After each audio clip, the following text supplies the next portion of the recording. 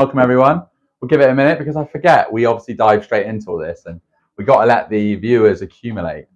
But for those just joining early, this is JLC TV Live. This is a little project of ours, and we're just trying to sort of build a little bit more authenticity, giving everyone a chance to kind of check in. Come on through. Remember, guys, it is lunchtime. This is 1 p.m. This happens every day at 1 p.m.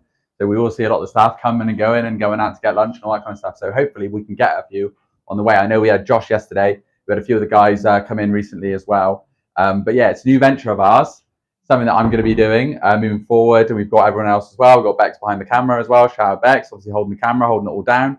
We like to get a bit more organization into it as well. So today we've got, we're going to go over some sales. We're going to go over kind of what September's looking out, early doors. What could it look like in terms of pounds, shillings, and pence, as well as what kind of the further scope for September has. And yeah, cool. So yeah, a lot of things going on, and this is forever evolving. We're always learning as we go. So if you've got any feedback or anything like that, or anything that you feel like we would benefit the show, then please do comment. It's early stages, so we're not getting crazy views right now, but let's just be real. No video started out, or no endeavor started out to be really successful straight away. We know that this is going to be a long journey, and this is going to be a forever learning journey, and this is our journey. This is our story as well. So this is the road for our JLC distribution company, going from where we are now to where we want to be, and we'll try and document that the best way that we can. We've had James on the show talking about what his projections are, what his vision is for the company. We've had Beak on the show. Beak's been with us for 12.5 years, operations director, close friend as well. Of course, James is as well. So it's always, it's good that we're documenting it as well, because we've got like a WhatsApp chat, a work WhatsApp chat, and we always post in photos of like what we were doing this time 5 years ago, this time 10 years ago, and it's always nice to like look back on where we were and try and get into the headspace of what we were thinking at the time, where we thought it was going to be. Because back when, this is 2014, when I first started picking up the phone and started calling customers to get a B2B, little did we know that it was going to turn into the main part of the business. We had no idea.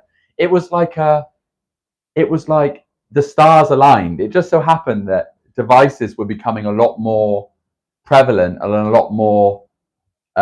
It was becoming a lot more like kind of heavily used more in the kind of B2B corporate industry.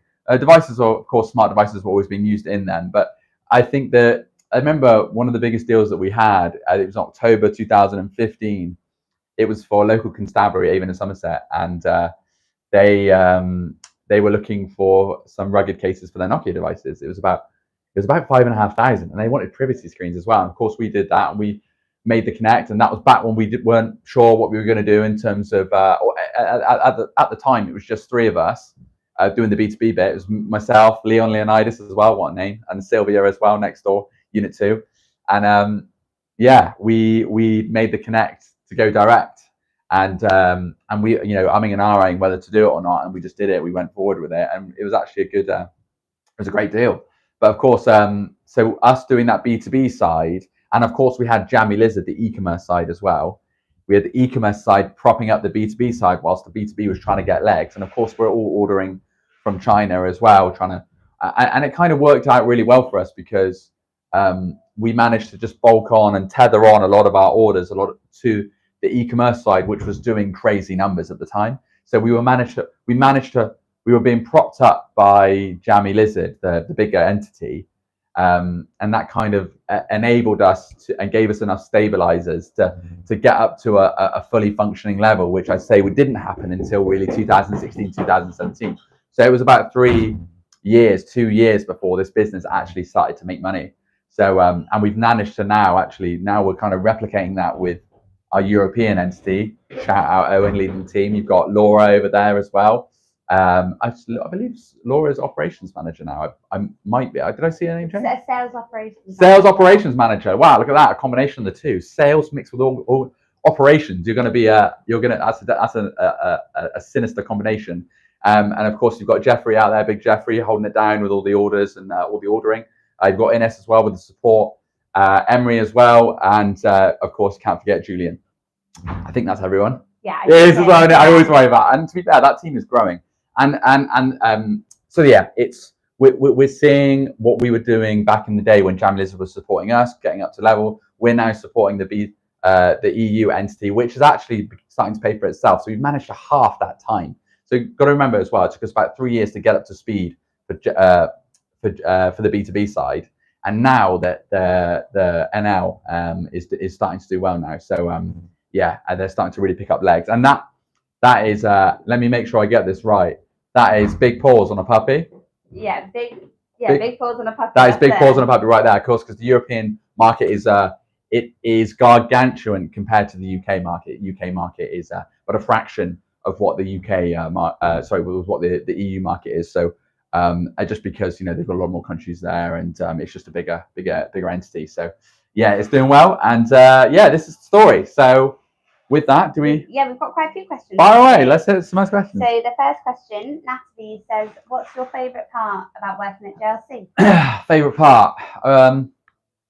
I guess I can kind of shape my days, that I can sort of carve them out to completely customize what my days look like. I guess I have that autonomy. Of course, you do get that in a lot of places as well. It's nice to have that autonomy, level of respect as well, a level of trust that comes with the position. Of course, I've been here 11.5 years, so I get a lot of trust to do what I to do my job. I guess that's kind of one of the main ones. I guess being so close as well. It's nice to work for a company that is Bristol based. So it's from my hometown as well. A lot of my friends work here as well. So again, I've got all of that. And I guess it's just about forever being part of this story that we're growing this business. So remember, this business, I was here when the B2B side wasn't here. So I really feel invested. If you cut me, I bleed JLC. So I feel like I've been here from the beginning. I am molding it, and everyone else is as well. And everyone's playing a great part. And it's really good just to see it unveil. So being a part of something and watching it grow is just amazing. And also as well, the people that we get in that actually play a big part in that as well. So we're getting people in that helping us with vendors as well. We're getting people that are a lot more operations based, which is good and which is paramount to our success. So that's probably one of the. There's a few there, Natalie, but I've given off a few. So another question from Kelly. Hit me up, Kelly. Thank you, Kelly. You can always rely on Kelly. What's the weirdest thing you believed as a child? Say again? What's the weirdest thing you believed in as a child? Weirdest thing I believed in as a child. Oh wow. Okay. I used to have a reoccurring dream that I was being chased by like a red devil, and I used to think this red devil resided in my garden, and it was this big like demonic goat-like demon devil. It was terrifying. I had a lot of reoccurring nightmares, and I was convinced after 6 o'clock, whenever it got dark at home, that he would be in the garden waiting for me, so I wouldn't go into the garden. I wouldn't go into the bushes. Like, it's just full stop. And then I used to go out with a notepad before it went dark. And I used to go out and try and find like clues and like bring it back to my parents. Like, look, like he's been here, or it's been here for sure. I heard growling. It was like, I can remember this. And I actually touched up on this with like Luke. Like, emotion is linked to long-term memory. And whatever emotion I was feeling, I think it was generally fearful.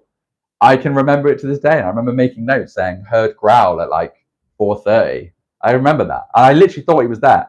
Whatever it was there. I'm sure. Yeah, he might still be there. Who knows? But that's probably the weirdest thing. There's another question from Penny. Oh yeah, Penny. Hello. Well, is this the first question from Penny? I think it could be. Wow, Penny. I'm ready for this question. What is your favourite memory of working at JLC? Favourite memory? There's been so many. Favourite memory? Oh, okay. So 2017 actually it was. We went to Las Vegas for the CES. CES is a consumer electronics show, one of the biggest electronic shows in the world to happen anywhere. That and Canton Fair as well in China, but this is one of the biggest ones. CES, a chance for all the vendors, manufacturers to demonstrate what new technology they're working on in the world. That was an exciting time for me, but that wasn't the only one. We managed to rent supercars. I remember we paid for 6 hours and we got it for 8 hours. I had a Lamborghini Gallardo. I was 24 at the time. And I was driving this bright orange Lamborghini Gallardo. I had it for 8 hours. and we got picked up first thing in the morning. And I remember me, James, and another guy we were with, Chris. So they had Ferrari Italia 458s. So they had 2 Ferraris. I had a Lamborghini, and we were driving around Las Vegas. We went to Red Rock Canyon. Red Rock Canyon in Las Vegas was just. I mean, bearing in mind that they asked me, they were like, "Have you ever driven a supercar before?" I had a Honda Civic at the time, so the answer was no. I hadn't. I wasn't used to that kind of power either. So come on through. Sorry, yeah. Remember, this is 1 o'clock. We are going to see a lot of people coming and going. No worries. So that was probably one of the best times, to be fair. I mean, there has been so many. This job has taken me more around the world. This job has taken me to Las Vegas, of course, America and a few places.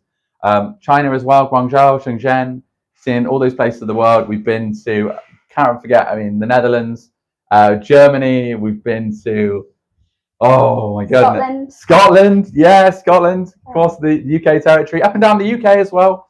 Is one of the perks of the job, and I think that I kind of want to dial back to that first question.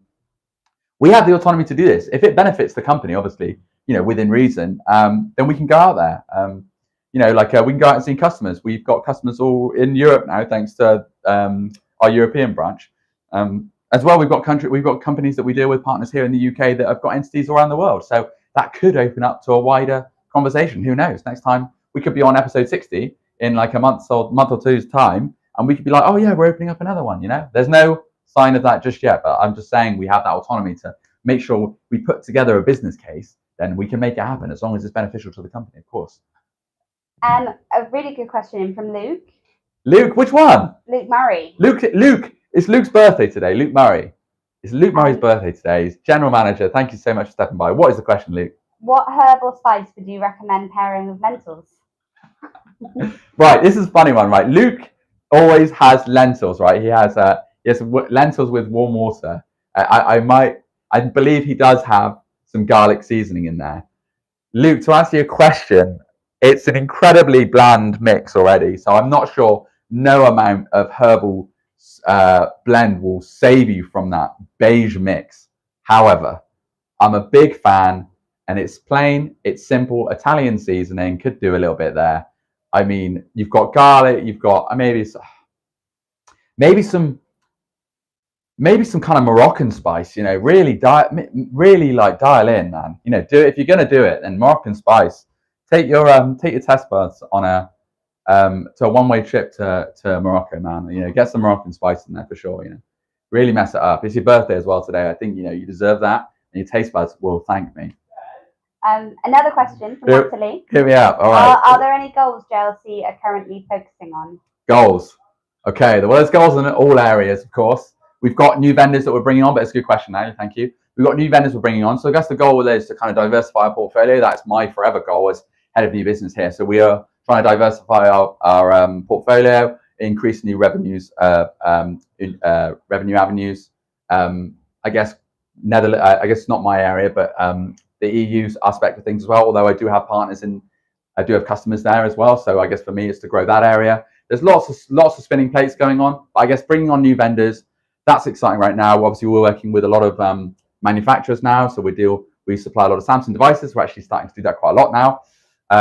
We're working with some other brands. We're looking at some scanners as well, some products that we would never have offered here at JLC before. So I guess for us to get to where we want to be, 100 mil, I think James said 1 billion, but for us to get to those numbers, I think we've got to diversify and we've got to introduce new brands. So whereas before it was only the JLC brand that we were working on and some other kind of tier 2, tier 3 vendors, we're actually going for the bigger ones now to try and increase our portfolio and just because we've come to the realization that we can't do it all, and it's good to have vendors that want to disrupt as well and want to disrupt the marketplace. So we bring those on board because they're aligned with our vision. So I guess the goals are increase the vendor exposure, increase the EU footprint. So whether we want to make a lot more, we want to get a lot more business in that area as well. That's not my goal, but that's the company's goal.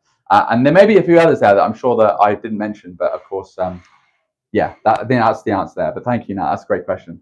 That's all. That's all of them. That's fine. Yeah. I'm going for my Cordyceps mushroom coffee, which I actually pre-made, so it should be nice and lukewarm now. Cordyceps coffee, guys. If you didn't already know, if you just checked in, Cordyceps coffee is a type of mushroom. The coffee bit isn't part of the mushroom. The Cordyceps is the mushroom. The Cordyceps, right? Cordyceps found all over the world. Wow. specifically in hot countries, so maybe not all around the world. But cordyceps, there's so many different types of cordyceps mushroom, and cordyceps prey on living animals. They prey on insects. So depending on which cordyceps will determine which insect they go for. So they could go for like a moth, and they could go for an ant, and the cordyceps affects the insect's mind, right? So, but if it eats it, so it doesn't eat it from the inside, it basically embodies the insect, its spores infect it. And the ant, let's say for example, the ant starts acting out of sorts, starts acting all weird. The ant will, for no known reason, it will just start acting all odd, and it will climb a really high grass stem, and it will bite down, and then the cordyceps will grow out of its head, like some kind of horror film. It is horrendous. It is, it is amazing though. Yeah, but yeah, cordyceps has a lot of health benefits as well. Of course, that's not going to affect me because it doesn't affect humans in that way. Not yet, because there is a series that does indicate that there is The Last of Us. Great series, great game.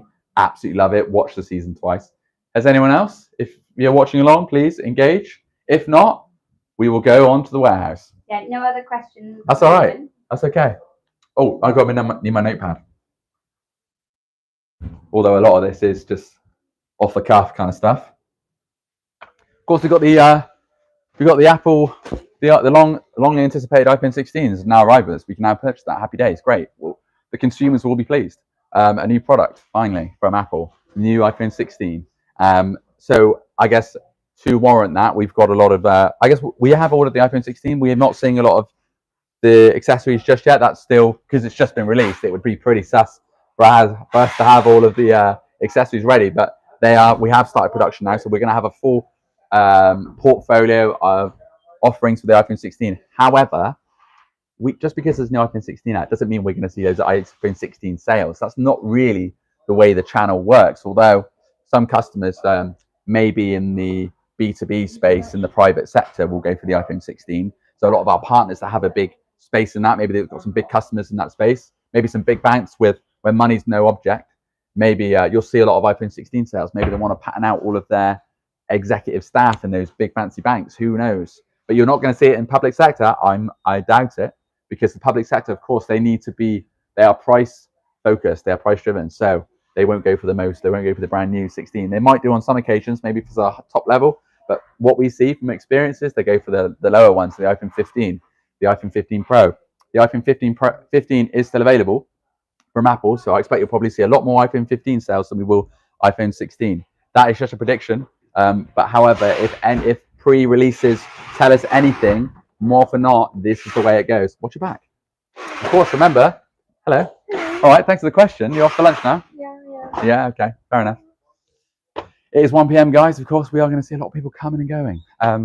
So yeah, iPhone 16 prediction. We probably won't see sales, or we might see some sales just because of the customers that I said, but more often than not, because we are heavily price driven, just by design, we'll see a lot of our products go into the public sector. So I expect we probably won't see 16 stuff until a bit later on, until the dust has settled. Of course, yeah, and of course as well, you've got Apple as well. Just a little bit of news this morning. They got to pay £13 billion in tax. Did you see that? No, I didn't. Yeah, 13 billion. So you got to pay it in the EU, and it was overruled in their favour, and now it's been ruled that they've actually got to pay. So Apple got to pay 13 billion, and the iPhone 16 couldn't have dropped any sooner, because that will be probably their first day in sales, probably. Right, what else have we got? So we've got some products here, and I know I said we were going to focus around the Apple. So we've got. Oh, any other questions before we fire into this? There is one actually from Kelly. Hello, Kelly. She says, "Are there any sales competitions to keep the team motivated?" That's a good question. So we always have incentives running kind of in the background. I can't really go into details with that, but I guess it's important to have. And as well, it's just a bit of fun. It's good to have a bit of competition upstairs amongst the sales team. Competition is rife. You know, that's why they have. So for competition, right, to make sure you're operating at full capacity. You know, in F1. Yeah. You know, when you've got like a teammate that's like running. That's why you have a teammate, because it's to encourage competition. So it's like two on Ferrari or yeah. So it's like okay. the both drive, and there are such a limited amount of drivers that there can actually be, but there's two on each team, and they're constantly battling it out, and it's like they're kind of like driving each other, as in they're kind of pushing each other to be the best they can be. So I guess that's why competition can be quite positive. And of course, it's not that cutthroat upstairs for us as well. But I guess for us, it's like having that ego and, you know, being the best, or I guess we take it with a pinch of salt. But there are some competitions running on, and we do. And I've spoken about it previously as well. You know, we've gone to trips away where we've gone to the CES, which is in Las Vegas. We've got actually Owen, Laura, and Barry at the IFA as well. That's in Berlin. That's like kind of the CES basically. So yeah, we get to travel around. I guess we kind of tether incentives with these events that we go to, and of course we have a little bit of fun whilst we're there. You know the drill. Yeah. So yeah, there are incentives, and that's a great question, Kelly. Thank you. And it's tough because the sales team upstairs, and it's forever growing. We've obviously got Tesra, one of our latest. She's just started. She's a week in, and she's doing well. She's with Nat, and the sales team is forever expanding. And of course, you get new people in and different dynamics. People work differently, so it's like a delicate ecosystem upstairs. And I've been quite lucky to be sort of a part of that for such a long period of time, and I've seen it grow. I've seen it grow from one, just me, going to, I think we're on 11 now. Might be upstairs, 11, potentially 11. Yeah, I think there's a lot of people. So it's about 11 people upstairs. So, you know, we're not the biggest team, but we represent all of the resellers here in the UK, and of course some in the Netherlands as well. So, and there's a lot of resellers in the UK. I think it's over 17,000 VER, value-added resellers in the UK. So, and there's probably more now. That data is probably a bit dated, but yeah. So there's a lot to do, and it's a very delicate ecosystem upstairs. So we're always evolving, always trying to, you know, make sure we put rules in place, and yeah, it's been a journey for sure. But yeah, not sure. Another question, we got one from Beak. All right, hey Beak, thanks for joining us, Beak. So Beak says, what was your favourite part about the CES? The CES. Yeah, that's your favourite part about it. I mean, to witness some of these incredible manufacturers come up with groundbreaking technology, right? So the CES is like the catwalk of fashion. So basically, right, you know, when you like see these and I'm going to use this in abbreviation. I'm not using fashion like I'm big on fashion or anything. I understand it. Just bear with me, but stay with me. So when you see like these models walk down these like catwalks, right, and they're like wearing these like crazy clothes, and you think there's no way that that is going to enter into like become fashionable. But it's not necessarily to run the product like, okay, yeah, I'm going to copy that like for like. It's to use inspiration. It's to demonstrate what could be, and when it becomes profitable and it becomes financially viable for the users, like the consumers, like you and I, to actually finally buy that product one day. It will, when we do buy it, it will be a much toned down version of that. For example, the best things to see at the CES is just some of the groundbreaking technology. I remember I watched, I think it might have been Philips or one of those big brands. They had and bearing in mind, this was like 2020, maybe 2019. They had like a telly that they just like threw onto the wall, like it just threw on, and then it just opened up. I thought it was amazing at the time. And of course now, like you've got things that probably not quite there yet. I mean, that was a few years ago, so we're not quite there yet, but you've got similar things in terms of like the folding tellies, and you know, you've got tellies that go up to like 100 inches. Like it's just crazy. And now that's becoming a lot more consumer friendly. I'm not saying the 100-inch telly is consumer friendly, but we are seeing it. So, you know, you will see them soon in a John Lewis near you, I expect. So I guess to answer your question, the best thing is just seeing all the new emerging technologies, because of course that's the industry that we're in. Of course, staying, I think we were at Caesar's Palace. That was obviously fun. What else? I got a load of things. Obviously, the supercars were like my all-time favorite, and I just will never ever get over that moment. I love cars, and for me at a young age to do that in Las Vegas was just so sick. I enjoyed it so much, and that was great. It was a really good chance to be a part of that. So yeah. Any more? Oh, Bessel's just popped in to say hello, and he's going to popped in to ask some business-related questions. Bessel, thanks for joining us. Thanks for coming along. We can always guarantee on your well-put questions, actually, because I know from memory you do ask a lot of business-savvy questions. And of course, this is a chance for you to ask those questions.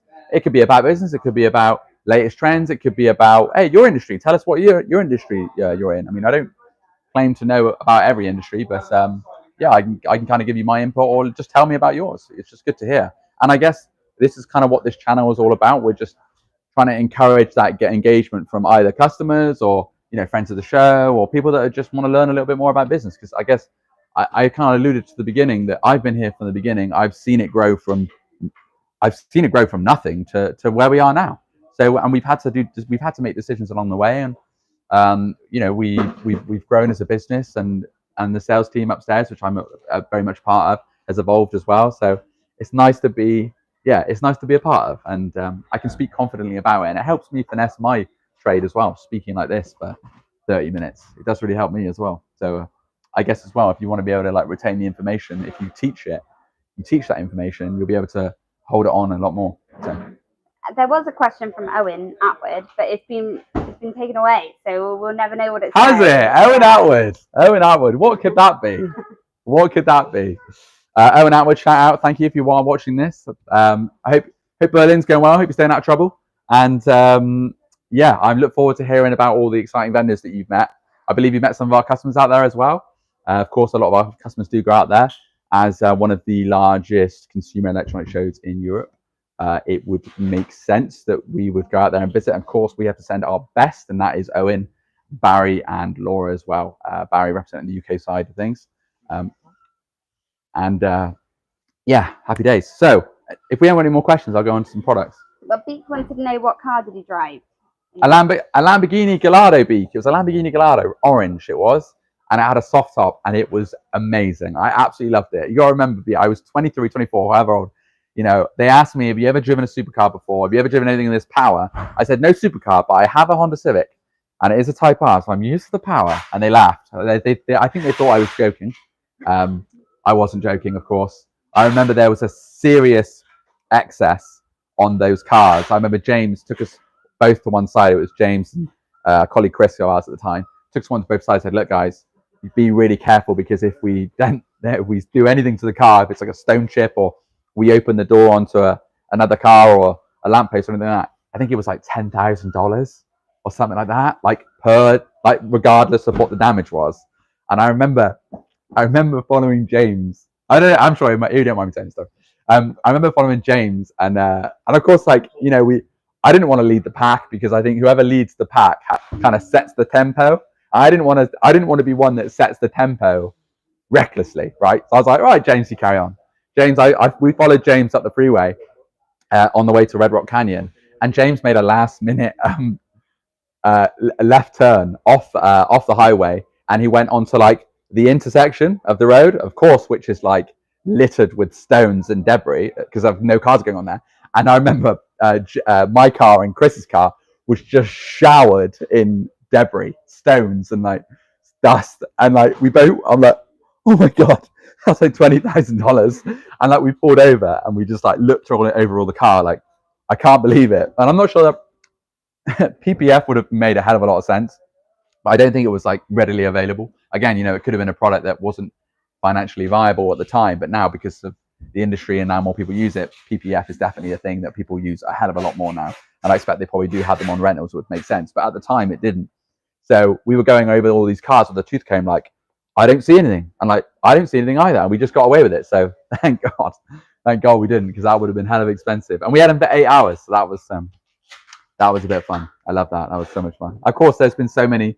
Yeah, we've been to Spain as well. I went to Spain for a sales kickoff. That was hilarious. And that was just play, no work, So it was really good chat. And it's great to go away with the guys from the office as well. See everyone outside the office. Of course, we see them every day, but it's nice to go out of the setting. We had a sales meeting for a few hours, and then it was just a bit of fun. So yeah, it was good. That was great. Any? No more questions, no. That's all right. No worries. Right, so I spoke about it before, but this product is, we've just got in now for stock. So this is our connected headset. So we did a huge deal, right? This goes back to 2020, I think it's 2020 or 2021. We did a massive deal for Kafili. It was Kafili. I can talk about it now. It's fine. It's been and done. It's public knowledge, actually. This is a public tender. So we worked with a partner. We went with Kafili, and we sold 100,000 headsets. 100,000 headsets. We went to every school in Wales. And the caveat to this particular product was it needed to be, and this is the first we heard of this. So the customer come to us, a partner said, look, I think they're in the driver's seat. They also knew the customer. So they've said, look, we've got this particular opportunity and it needs to have limited 85 decibel. So, okay, we hadn't heard of that before. We couldn't see any headset on the market, and we went to a lot of vendors, we went to a lot of manufacturers and said, no, we can't do it, we don't do it. Anyway, so our vendor that we've been working with and our manufacturer, our kind of agent out in China, we said, oh, okay, well, we can make one. So, all right, so we did. So we had a product that we already sold quite a lot of anyway, and we just took out the speakers and we basically replaced it with speakers that were limited to 85 decibels. That was back in 2020. Fast forward now, 2024. Obviously, we did the 100,000 headsets. We rolled them out. We won it, and off the back of that, now we've now finessed it, and now it's this product. So this is the finished product. It's a limited 85 decibel headset, and of course, as well as you're growing up and as you're evolving and developing, your ears are very sensitive. Of course, anything over 85 decibel you risk the chance of damaging your ears, damaging your hearing. So it's an important aspect that was necessarily, it was quite overlooked actually. And we found that there wasn't a lot of option on the market, certainly not enough that meet the tight budgets and regulations that the guys that needed it has, which is public sector schools. So we've now actually got this product now. It's limited, it's exclusive to JLC. We work with partners as well. So if you're interested in this, if you're seeing this in your partner, please do get in contact. This product is going to, it's going to save a lot of hearing, that's for sure. And there's a lot of products on the market that will exceed 85 decibels. So, and it's a product that won't break the bank as well, because we own the manufacturing test, we own the rights, we own the mold. You won't see this anywhere else. So it's we don't rely on any other vendor. We distribute this. So we manufacture this and we distribute it. So yeah, this is a great product, and we're working with a partner on it at the moment who's championing this. They'll know who you are if you're watching this. Appreciate your support. And yeah, it's a product that I feel is only going to get more prevalent. We're working with a lot of guys up north on it as well. I can't go into specifics too much, but it's exciting times. And I expect you'll probably only see this headset in schools. You heard it here first. But that is the connected headset, the JLC one, and it's one of my own making. It's one that I've championed because I saw that 100,000 deal and I thought I want more of that. That is a great deal, and it was good, and it was the biggest in company history actually. So actually, shout out Joel. It wasn't my deal. I can't get off the back of that. That was Joel's. So yeah, Joel, shout out. Right, what else have we got? Of course, we've got the cables. Cables every day. We do so many cables, yeah. So we've got the Type C. We've got we actually had this one made. It had to be 30 centimeters, and it needed a right angle on it. Of course, as well, we can go to manufacturing. We can have these cables made specifically, depending on what. And the MOQ, minimum order quantity, isn't eye-watering either. So depending on what kind of volumes you're looking at, we can make that happen for you at a relatively low order volume.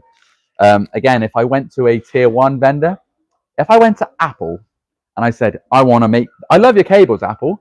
I love your cables, but I want to make it shorter. They'll just say no. I'm like, no way. Not touching our cable. We're not touching our product. How dare you? I know, you could go somewhere else as well. Maybe like another vendor. Maybe like I don't know. Maybe Kensington. Maybe HP. Those guys. We know those guys. You can't touch those products with a barge pole. You can't with us. You say, Jack, I want a product. I want 100, 200, but it needs to be 15 centimeters. It needs to have a right angle. It needs to maybe have it needs to be braided, for example. I can make all that happen. We can make all that happen. Whereas the other guys, the disties, it will take 24 hours to get back to you. They'll say no. They'll say, no, we can't do it. No, it's too tricky. No, we've got to go to vendors. We can't find it. No. So many times. So this is why we've succeeded, and this is why we are. And I spoke about it yesterday. This is the value that you get. So it's not always about a price. It's not always about a race to the bottom. It's about the value. It's the value that we add.